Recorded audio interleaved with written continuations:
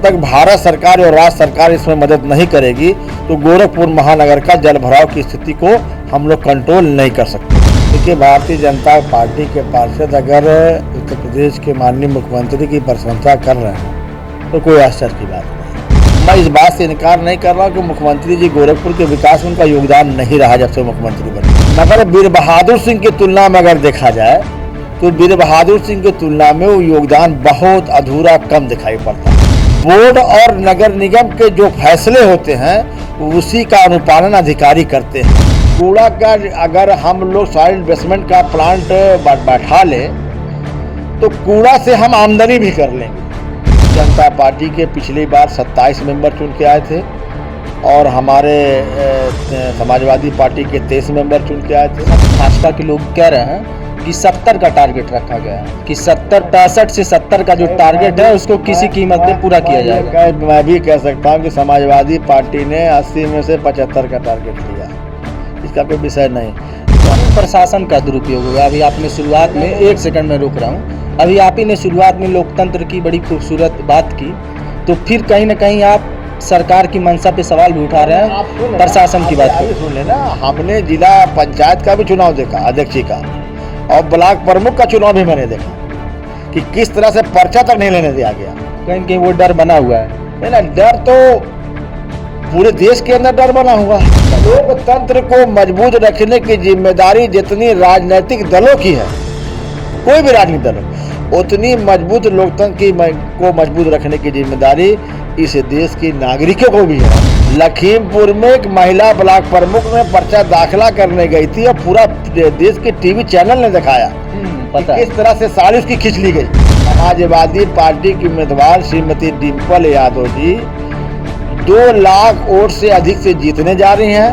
Bharatiya Janata party का उस चुनाव में कुछ ना मतलब पहले था, इससे पहले चुनाव में ना कोई मतलब था, ना इस चुनाव में कोई मतलब रहेगा। समाजवादी पार्टी बम्पर वोट से चुनाव जीतने जा रही है। नमस्कार, उत्कर्ष पत्रिका देख रहे हैं आप और मैं हूं आपके साथ वैभव सिंह। इस समय आप लोगों ने देखा होगा कि लगातार जो नगर निकाय चुनाव है उससे जुड़ी खबरें और उससे जुड़ी जो तमाम वार्ड में जाकर वार्ड के पार्षद लोगों से बातचीत करने का एक सिलसिला है वो लगातार जारी है और समझने का हम ये प्रयास कर रहे हैं कि क्या कुछ विकास का कार्य बीते 5 सालों में नगर निगम के द्वारा एवं पार्षद जी लोगों के द्वारा वार्ड के विकास के लिए किया जा रहा है। इसी सिलसिले में हम वार्ड नंबर 66 जो कि अब वार्ड नंबर 76 बन चुका है, घंटा घर में मौजूद है और बातचीत करने के लिए हमारे साथ समाजवादी पार्टी के पार्षद और नगर निगम में उप सभापति जियाउल इस्लाम जी हैं। पहले तो सर आपका बहुत स्वागत है। सबसे पहले मैं उत्कर्ष पत्रिका का धन्यवाद देना चाहता हूं कि आपने हमको अपने चैनल पे बुलाया और अपनी बात रखने का मौका दिया। लगातार 4 बार से पार्षद हैं और समाजवादी पार्टी की बात करें तो नगर निगम के बोर्ड में जियाउल इस्लाम समाजवादी पार्टी के सबसे मजबूत कह लें, सबसे मजबूत नेता के रूप में दावेदारी करते हैं और लगातार शायद यही वो कारण है कि जनता लगातार चुनती है। किस प्रकार का कामकाज जनता के बीच में आपने किया है, पहले इसके बारे में थोड़ा बता दें। मैं पहली बार पार्षद 25 नवंबर सन 2000 में हुआ था। फिर से लगातार हमारे क्षेत्रवासियों ने हमको अपना पार्षद बनाए रखा। सबसे पहले क्षेत्रवासियों को मैं भी धन्यवाद देना चाहता हूं कि उन्होंने अपना पार्षद हमको बनाए रखा।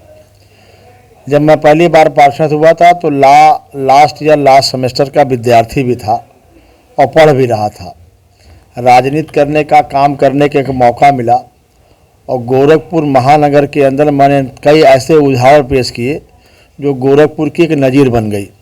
जैसे कि गोरखपुर की पहली इंटरलॉकिंग सड़क का निर्माण जो है वो गोरखपुर के अंदर वार्ड नंबर 76 जो पहले 66 था वो उसमें शाहमारूफ के मोहल्ले में इंटरलॉकिंग का काम पहला हुआ था गोरखपुर के अंदर।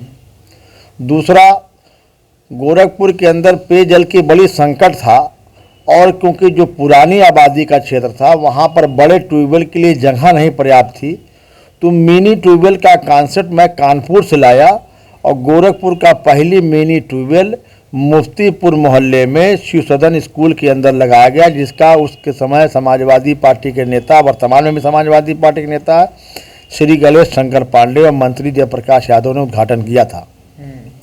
और मेरे क्षेत्र के बाद मिनी ट्यूबवेल का कॉन्सेप्ट पूरे महानगर के अंदर चला। जो सकरी मोहल्ला है या ये कह लीजिए जो पुरानी आबादी का क्षेत्र है जहाँ पर सकरा इलाका है, वहाँ मिनी ट्यूबवेल लगा और मेरे वार्ड में अब तक मिनी ट्यूबवेल 11 लग चुके हैं।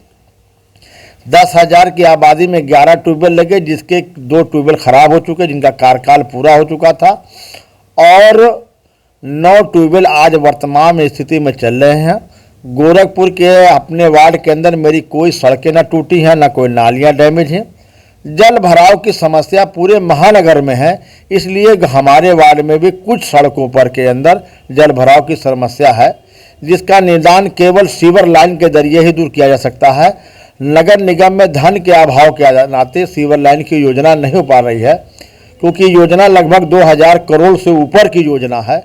इसलिए जब तक भारत सरकार और राज्य सरकार इसमें मदद नहीं करेगी तो गोरखपुर महानगर का जल भराव की स्थिति को हम लोग कंट्रोल नहीं कर सकते हैं। लगातार आप कामकाज अपना गिना रहे हैं, समाजवादी पार्टी के आप पार्षद हैं। जब हम पार्षदों से बात करते हैं और तमाम जब बीजेपी के पार्षद से बात करते हैं तो अधिकांश जो बीजेपी के पार्षद होते हैं, हालांकि सत्ता पक्ष के हैं, तो ये कहेंगे ही कि काम हुआ है, लेकिन वो ये कहते हैं कि कोई समस्या ही नहीं है, सारा काम हो जाता है महाराज जी और योगी आदित्यनाथ जी के कारण, मुख्यमंत्री का गृह जनपद होने के कारण नगर निगम में कोई समस्या नहीं है।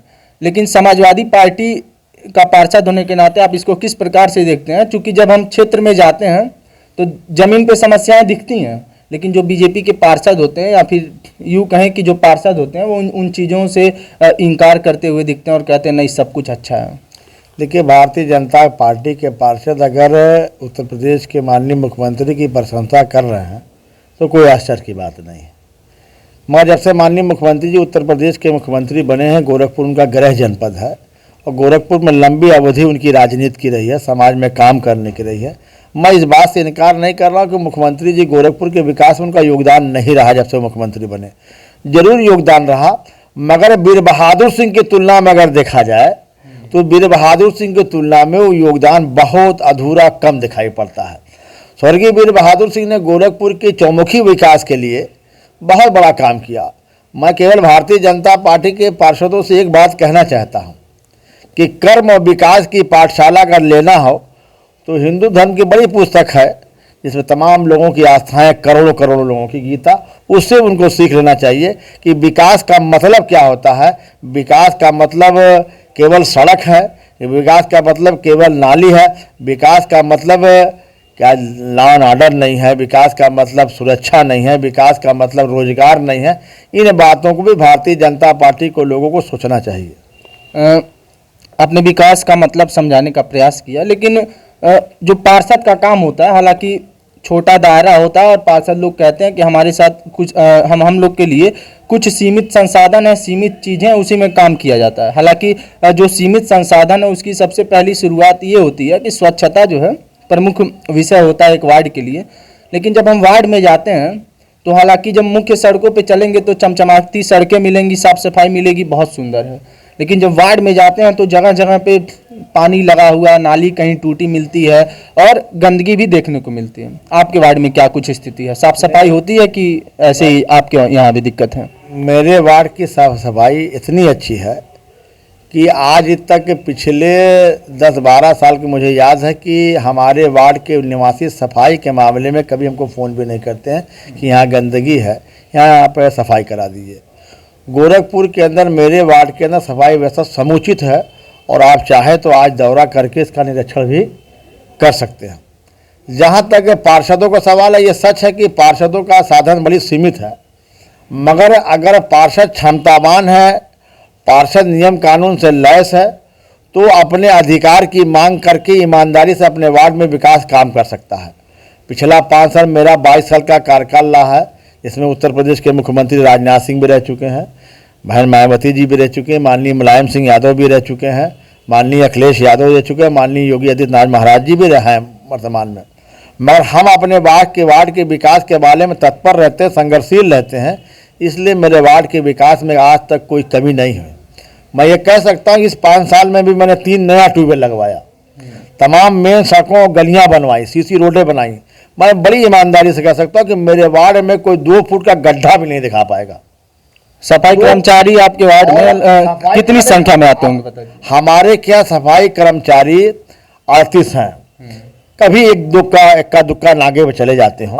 आज तो योगी जी का, मुख्यमंत्री जी का कुछ कार्यक्रम है, तो आज आए होंगे या फिर बस कागज में ही होंगे? कि जो 5 कर्मचारी हैं माननीय मुख्यमंत्री जी के कार्यक्रम में लगाया गया, मुझे इस बात का एतराज भी नहीं है कि मुख्यमंत्री है, उनका गृह जनपद है। नहीं एक सेकंड रोक रहा हूँ। कुछ पार्षद कहते हैं कि मुख्यमंत्री जी का गृह जनपद होने के नाते ठीक है, कार्यक्रम होता है तो जनता को ही लाभ मिलता है, लेकिन कहीं ना कहीं जो सफाई कर्मी हैं वो कार्यक्रम में चले जाते हैं, इस कारण थोड़ी सी सफाई व्यवस्था दुरुस्त करने में परेशानी होती है, तो शायद इस चीज़ को जनता भी नहीं समझ पाती है। तो एक रोकूंगा आपको। तो एक पार्षद ने हमें कल ये बताया कि इसके लिए एक व्यवस्था बनानी चाहिए नगर आयुक्त एवं मेयर साहब को मिलकर कि मुख्यमंत्री जी की जो साफ सफाई की व्यवस्था के लिए कर्मचारी हैं उनको एक अलग निर्धारित किया जाए, उनकी अलग व्यवस्था की जाए, एवं वार्डों के लिए जो सफाई की व्यवस्था उनके लिए अलग कर्मचारियों की नियुक्ति की जाए। इसको कैसे देखेंगे आप? कि हर वार्ड में आबादी के अनुसार कर्मचारी लगाए गए हैं और आबादी 2011 की जनगणना से उठाई जाती है, क्योंकि 2011 के बाद 2020 और 21 की जनगणना भारत सरकार ने नहीं कराई। अनुपात में हम लोग बढ़ा करके मान लेते हैं कि 30% 25% आबादी अब बढ़ गई होगी। उस अनुपात के हिसाब से लगभग सभी वार्डों में कर्मचारी नियुक्त किए गए हैं, हर बीट पर कर्मचारी मौजूद हैं। मेरा माननीय मुख्यमंत्री जी का दौरा होता है, 5-6 कर्मचारी हर वार्ड से काट के उनके दौरे में लगा दिए जाते हैं। हमारी भी मांग है कि माननीय मुख्यमंत्री जी के लिए भी स्पेशल कोई गैंग बना दिया जाए 100-150 कर्मचारियों की, कि वार्ड से कर्मचारी ना उठाया जाए। जब वार्ड से कर्मचारी उठाए जाते तो वो बीट कभी ना कभार छूट जाती। कभी कभी हम लोग के साथ पार्षद सेकेंड मीटिंग में कराता है। सेकेंड मीटिंग का मतलब होता है कि वो 11 साढ़े 11 के बाद सफाई होती है। तो भारतीय संस्कृति के अनुसार अधिकतम लोग सुबह पूजा पाठ करके अपने धार्मिक क्रियाकलाप को करके फिर वो चले जाते हैं अपनी नौकरी पर या व्यापार करने। उससे पहले सफाई व्यवस्था हो जानी चाहिए, ये प्रभावित होती है। मेरी भी मांग है कि माननीय मुख्यमंत्री जी के दौरे के लिए अलग से कर्मचारी की आउटसोर्सिंग की भर्ती हो जाए ताकि इस समस्या का निदान हो जाए। मैं एक बात और कहना चाहता हूँ कि अगर सफाई के कर्मचारियों के ऊपर पार्षदों का अंकुश रहेगा, और जब अंकुश रहेगा तो जैसे मेरे वार्ड में सफाई व्यवस्था समुचित हो रही है, वैसे पूरे महानगर में समुचित सफाई व्यवस्था हो सकती है। हाँ, कुछ क्षेत्र ऐसे हैं जिनकी आबादी तो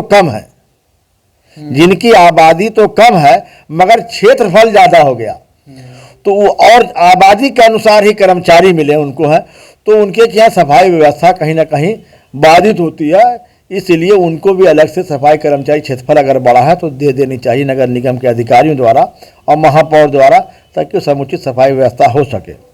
महापौर की बात कर रहे हैं, महापौर बीजेपी के हैं और आप समाजवादी पार्टी के मुख्य नेता के रूप में कहीं ना कहीं बोर्ड में रहते हैं, सबसे सीनियर आप पार्षद भी हैं।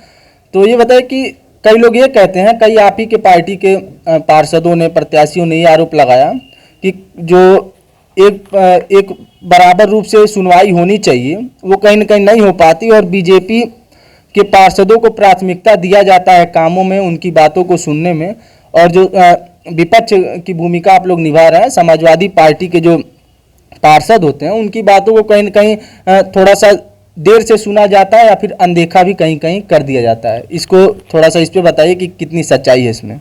देखिए, जो समाजवादी पार्टी के पार्षदों का आरोप है, हो सकता है कोई बात में दम हो, मगर जब लोकतांत्रिक प्रक्रिया को समझेंगे लोग तो बड़ी आसानी होगी। नगर निगम का जो अधिनियम एक्ट है वो किसी के इर्द गिर्द नहीं घूमता, वो बोर्ड होता है और कार्यकारिणी। नगर निगम में कार्यकारिणी में समाजवादी पार्टी के 5 मेंबर हैं, भारतीय जनता पार्टी के 6, एक निर्दल कार्यकारिणी मेंबर। ऐसे नगर निगम में 23 मेंबर जो समाजवादी पार्टी के हैं, 27 मेंबर भारतीय जनता पार्टी के हैं। तो लोकतंत्र में ऐसा नहीं किसी को बहुत अधिकार ज़्यादा दे दिया गया, किसी का अधिकार संकुचित कर दिया गया है। बोर्ड और नगर निगम के जो फैसले होते हैं उसी का अनुपालन अधिकारी करते हैं। जैसे बोर्ड फंड होता है, बोर्ड फंड में अगर फैसला होता है कि पिछली बार फैसला हुआ कि 40 लाख रुपया 2022 और 23 के लिए 22-23 के लिए हुआ कि बोर्ड फंड से 40-40 लाख रुपया प्रत्येक वार्ड में विकास कार्य कराए जाएंगे। तो 40 मुझे भी मिला, 40 भारतीय जनता पार्टी को मिला, निर्दल को मिला, भाई बसपा को मिला। भाई 74वां संशोधन अगर लागू कर दे उत्तर प्रदेश सरकार तो नगर निगम बोर्ड और पार्षदों और महापौर के अधिकार क्षेत्र में वृद्धि हो जाएगी। उसमें हम लोग गोरखपुर विकास प्राधिकरण मेरे अधीन काम करने लगेगा। बेसिक शिक्षा, फायर विभाग, ट्रैफिक पुलिस, प्राइमरी स्कूल, ये सारे हमारे अधीनस्थ काम करने लगेंगे। तो हम समाज को एक अच्छा दिशा दे सकते हैं और समाज के अंदर अच्छा विकास कर सकते हैं। मगर 74वां संशोधन न लागू होने से भी तमाम समस्याएं गोरखपुर के नगर निगम क्षेत्र के अधिकार में नहीं हो पाती और हम लोग मजबूर हो जाते हैं। मगर मेरा मानना है कि जितना गोरखपुर शहरी क्षेत्र का जो पार्षद होता है, किसी दल का हो, किसी भी पार्टी का हो, वो जितना तत्पर हो के जनता के काम को कर लेता है उतना विधायक जी भी लोग नहीं कर पाते हैं।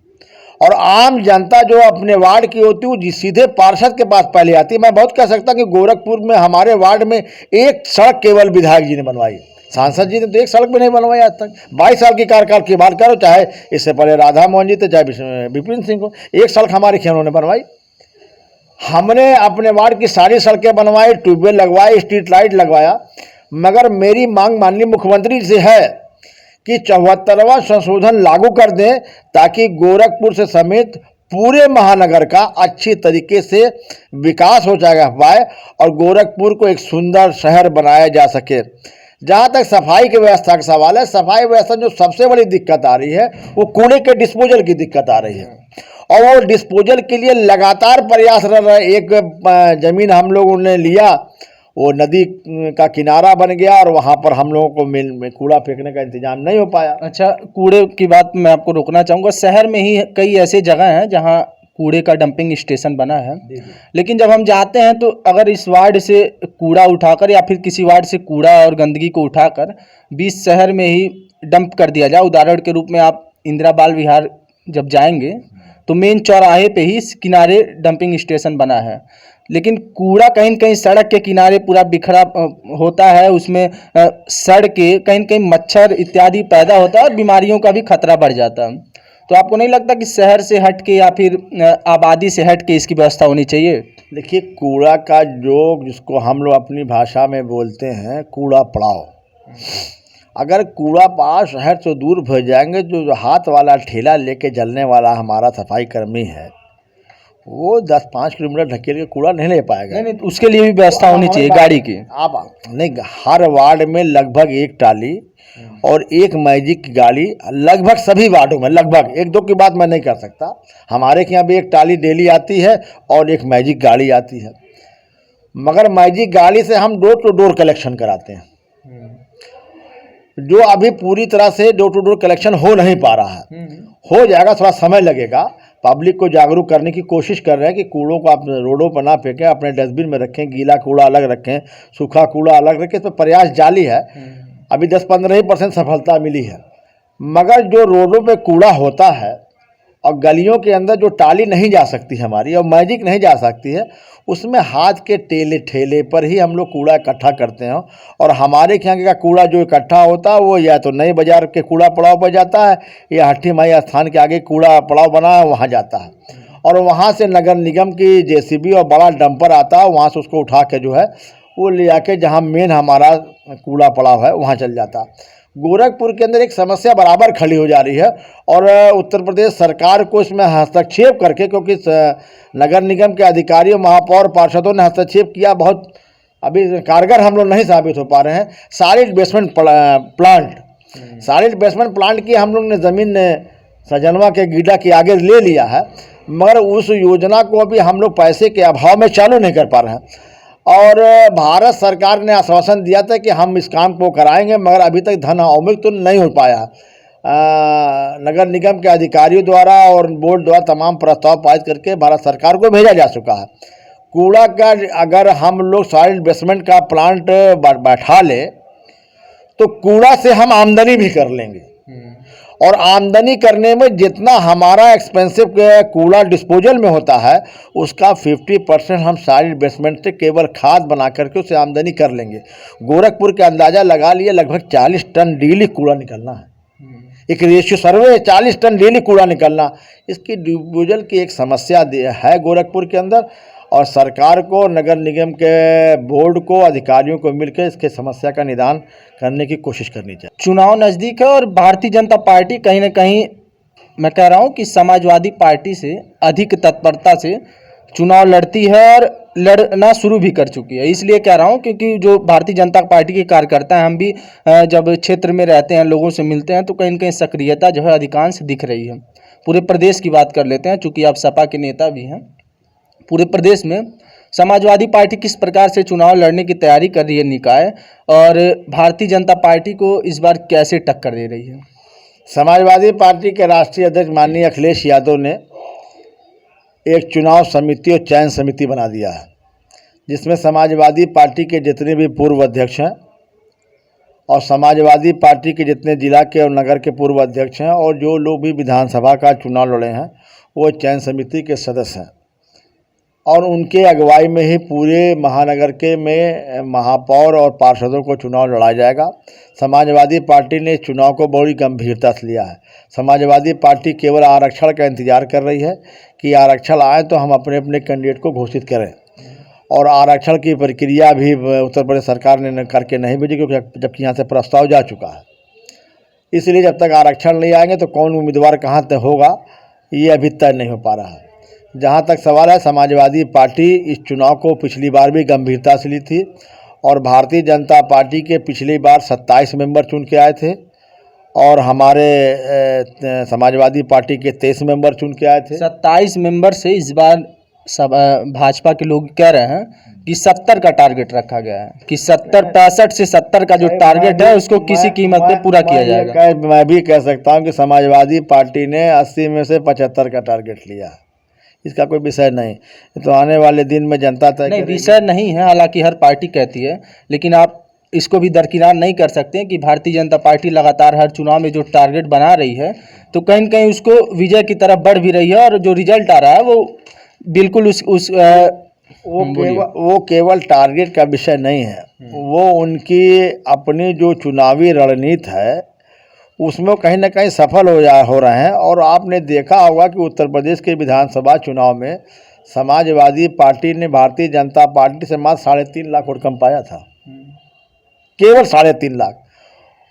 उसमें बहुत से आरोप प्रत्यारोप चुनाव आयोग पर इस पर चर्चा करने का सोचता है, क्योंकि चुनाव लोकल चुनाव है, इस पर चर्चा है, वो बहुत लोकल चुनाव है, चलिए वहाँ नहीं जाएंगे। इसी बता दीजिए कि गोरखपुर में 80 सीटों में से सपा के कितने पार्षद बनने की संभावना है, या फिर कितनी सीटों पर सपा दावेदारी पेश कर रही है? समाजवादी पार्टी को 60 सीट चुनाव मजबूती से चुनाव जीत के आएगी। हम लोग चुनाव के लिए बहुत तत्पर हैं, हम लोग भी काम कर रहे हैं, जनता के बीच में जाके लोगों से मिलजुल रहे हैं, लोगों से संपर्क कर रहे हैं। बस प्रशासनिक का दुरुपयोग न कराया जाए तो समाजवादी पार्टी। क्यों प्रशासन का दुरुपयोग होगा? अभी आपने शुरुआत में, एक सेकंड में रोक रहा हूँ, अभी आप ही ने शुरुआत में लोकतंत्र की बड़ी खूबसूरत बात की, तो फिर कहीं ना कहीं आप सरकार की मंशा पे सवाल भी उठा रहे हैं। आप सुन प्रशासन की बात करें, सुन लेना, हमने जिला पंचायत का भी चुनाव देखा, अध्यक्षी का, और ब्लॉक प्रमुख का चुनाव भी मैंने देखा कि किस तरह से पर्चा तक नहीं लेने दिया गया। कहीं कहीं वो डर बना हुआ है। नहीं ना, डर तो पूरे देश के अंदर डर बना हुआ है। जिस तरह से लोगों को पीटा जा रहा है, डंडा चलाया जा रहा है, फर्जी मुकदमे में फंसाया जा रहा है, जिस तरह से उत्पीड़न किया जा रहा है, जिस तरह से मनमानी तरीके से सरकार काम कर रही है, करा रही है, ये लोकतंत्र के लिए खतरा बन रही है। और लोकतंत्र जब मजबूत होगा तभी इस देश का हर नागरिक मजबूत होगा। अगर लोकतंत्र कमजोर हो गया तो निश्चित तौर से बता दीजिए कि जहाँ जिस देश में लोकतंत्र कमजोर हुआ, चाहे उसको जर्मनी को देख लीजिए, आज पाकिस्तान की हालत देख लीजिए कि लोकतंत्र कैसा खत्म हो गया, वहाँ किस तरह से माहौल बन गया। मतलब कहने का ये मतलब, लोकतंत्र को मजबूत रखने की जिम्मेदारी जितनी राजनीतिक दलों की है, कोई भी राजनीतिक दल हो, उतनी मजबूत लोकतंत्र को मजबूत रखने की जिम्मेदारी इस देश के नागरिकों को भी है कि लोकतंत्र मजबूत रहेगी तो आज़ादी मिलेगी, लोकतंत्र मजबूत है तो आपका अधिकार मिलेंगे, रोजगार मिलेगा, सुविधाएं मिलेगी। इसलिए लोकतंत्र को बचाने के लिए सरकार को भी आगे आना चाहिए और आम नागरिकों को और विपक्षी पार्टियों को भी आगे आना है। सरकार कहाँ मानती है कि लोकतंत्र खतरे में? ये तो विपक्ष आरोप लगाता है, आप भी आरोप लगा रहे नहीं, हैं, नहीं, और हमने कहीं ना आपको कहीं आरोप मैंने लगा- सुन लीजिए मैंने सर। जिला पंचायत लखीमपुर में एक महिला ब्लॉक प्रमुख ने पर्चा दाखिला करने गई थी और पूरा देश के टीवी चैनल ने दिखाया कि पता है। किस तरह से साड़ी उसकी खींच ली गई। तो फिर वही डर आप ये कहना चाहते हैं कि वो डर प्रशासन का कहीं ना कहीं इस चुनाव में भी बना हुआ है? भाई बिल्कुल भाई, कोई चीज इतिहास से ही लिया जाएगा ना, और इतिहास तथ्यों पर आधारित है। अच्छा, इतिहास का आपने जिक्र किया, थोड़ा सा और पीछे जाएंगे। जब ऐसा मामला आता है ब्लॉक प्रमुख जिला पंचायती का चुनाव, हालांकि वो मामला निंदनीय है, उसकी हम निंदा करते हैं, लेकिन वहीं बीजेपी के उस समय लोगों ने ये भी आरोप लगाया कि जब सपा की सरकार थी तब जो है गुंडागर्दी और अधिक हो जाती थी। हर चुनाव में कहीं न कहीं सपा के जो कार्यकर्ता थे वो भी दबंगई करते थे। सवाल ये पूछ रहे हैं तो सपा कार्यकाल में कोई उदाहरण ऐसा दे दीजिए कि हम लोग ब्लॉक प्रमुखी के पर्चा दाखिल नहीं होने देते थे। गोरखपुर के अंदर विजय बहादुर जी मनोजन यादव खिलाफ लड़े थे, चुनाव हार गए, पर्चा दाखिला किया उन्होंने, जिन्होंने चाहा मेंबरों ने उसको जिता दिया। कोई उदाहरण दीजिए ना, ऐसा कोई उदाहरण नहीं मिलेगा। अब बार बार ये कहना कि समाजवादी पार्टी की सरकार में गुंडागर्दी होती थी, तो ये निराधार आरोप है। समाजवादी पार्टी की सरकार में अखिलेश यादव ने वो सपना दिखाया कि आगरा एक्सप्रेसवे बनवा दिया, जो हिंदुस्तान की पहली ऐसी सड़क बनी जिसको पूरी दुनिया ने देख लिया, पूरी दुनिया ने देख लिया। अखिलेश यादव ने हर नौजवानों के हाथ में, चाहे वो लड़का किसी धर्म और जाति का मानने वाला और इंटर पास कर गया था, तो उसके हाथ में लैपटॉप देने का काम किया था। इन हाथों ने भी कम से कम 2000 लैपटॉप बांटा था। समाजवादी पेंशन से 55 लाख महिलाओं को जोड़ने ने काम किया। चलिए लंबा हो जाए, नहीं लंबा नहीं हो जाएगा, हमारी भी काम की बात सुने। कन्या विद्याधन देके गरीबों को पढ़ाई का इंतजाम किया, नहीं तो शादी के इंतजाम किया। लोगों की शादी के लिए 35,000 रुपये अनुदान देने का, हमेशा भी अनुदान बंद हो गए। आज विधवा पेंशन और वृद्धा पेंशन नहीं बन रही है। फिर चूक कहाँ हो जाती है? जनता लगातार 2 बार चुन ली। भाई हम अपनी बात को तरीके से जनता के बीच में नहीं पहुंचा पाए, ये मेरी कमी रही, मेरे पार्टी कार्यकर्ताओं का मेरी बात निकाय चुनाव से शुरू हुई, बात आगे बाहर चली गई है, तो थोड़ा सा मैनपुरी भी चलते हैं। अब तो चाचा भी साथ आ गए हैं, मैनपुरी की क्या स्थिति लग रही है? मैनपुरी और एक और सवाल, जो भाजपा ने जो प्रत्याशी उतारा है वो भी शिवपाल यादव का करीबी था। समाजवादी पार्टी की उम्मीदवार श्रीमती डिम्पल यादव जी 2 लाख वोट से अधिक से जीतने जा रही हैं। भारतीय जनता पार्टी का उस चुनाव में कुछ ना मतलब पहले था, इससे पहले चुनाव में ना कोई मतलब था, ना इस चुनाव में कोई मतलब रहेगा। समाजवादी पार्टी बम्पर वोट से चुनाव जीतने जा रही है। अब 5 तारीख के बाद से माननीय राष्ट्रीय अध्यक्ष जी खाली होंगे, तो निगम के चुनाव के अंदर समाजवादी पार्टी का पूरा फोकस है, और आगे और भी फोकस बढ़ा करके ये चुनाव को जीतने काम करेंगे हम लोग। चलिए, बहुत धन्यवाद। तो हम और मैं एक बात और कहना चाहता हूं कि मैं अपने विषय में, कि जब कोरोना कार्यकाल पूरे मानव जाति पर एक संकट से खड़ा हो गया था, तो मेरे द्वारा इस संकट में जितना मैंने संघर्ष किया, चाहे लोगों को राशन पहुंचाने काम हो, चाहे छिड़काव करने काम हो, मुझे अच्छी तरह याद है कि इंडिया टुडे जैसी मैगजीन, जो हिंदुस्तान की 1 नंबर की मैगजीन मानी जाती है, वहाँ भी मुझे एक पेज जगह दी गई। तमाम अखबारों में हमको जगह मिली, तमाम जहाँ छिड़काव के लिए नई नई मशीनों का मैंने आविष्कार तक कर डाला। वही मैं देख रहा हूँ। तो मैं आप लोग से कहना चाहता हूँ कि लगातार जो धार्मिक विद्वेष की भावना, धार्मिक तमाम आपस में लड़ाई की जो खबरें आती हैं कि हिंदू मुस्लिम इत्यादि, कहीं न कहीं तमाम विद्वेष है, लेकिन इनके द्वारा जो अच्छा काम किया गया उसका एक दृश्य मैं आपको दिखाना चाहता हूं कि ये इस फोटो में दिख रहे व्यक्ति जियाउल इस्लाम साहब हैं, जिनसे हम बात कर रहे हैं, और ये कोरोना काल के दौरान वार्ड के 1650 घरों के अलावा 17 मस्जिद और 26 मंदिरों में इनके द्वारा साफ सफाई एवं सैनिटाइजेशन की व्यवस्था की गई थी उस दौरान। और इस फोटो में भी हम देख सकते हैं कि एक मंदिर में ये खुद सैनिटाइजर की व्यवस्था कर रहे हैं, खुद मंदिर को सैनिटाइज कर रहे हैं। तो कहीं न कहीं ऐसे जब दृश्य आते हैं तो समाज में जो प्रेम और सौहार्द की भावना है लगातार बढ़ती है। इसलिए हमने इस चित्र को आप लोगों के सामने रखा। और हमसे बात करने के लिए आपका बहुत धन्यवाद सर। आपका भी बहुत बहुत धन्यवाद। चलिए, तो 4 बार के लगातार पार्षद हैं जियाउल इस्लाम साहब, इनसे हमने निकाय चुनाव से शुभकामना तो दे दीजिए आप। चलिए, शुभकामना अगर आप मांग रहे हैं तो शुभकामना देते हैं, हालांकि शुभकामना तो हम सभी को देते हैं। तो जियाउल इस्लाम साहब थे, इनसे हमने बात की और सबसे महत्वपूर्ण बात ये रही कि गोरखपुर और नगर निकाय चुनाव से संबंधित बात शुरू हुई, लेकिन बात मैनपुरी तक पहुंची और उत्तर प्रदेश की राजनीति के तमाम विषयों पर आपसे बातचीत भी हुई और समझने का प्रयास किया कि किस प्रकार की स्थिति जो है इस चुनाव में होने वाली है। ऐसी ही तमाम अन्य खबरों के लिए हमारे साथ बने रहें और देखते रहें उत्कर्ष पत्रिका। धन्यवाद।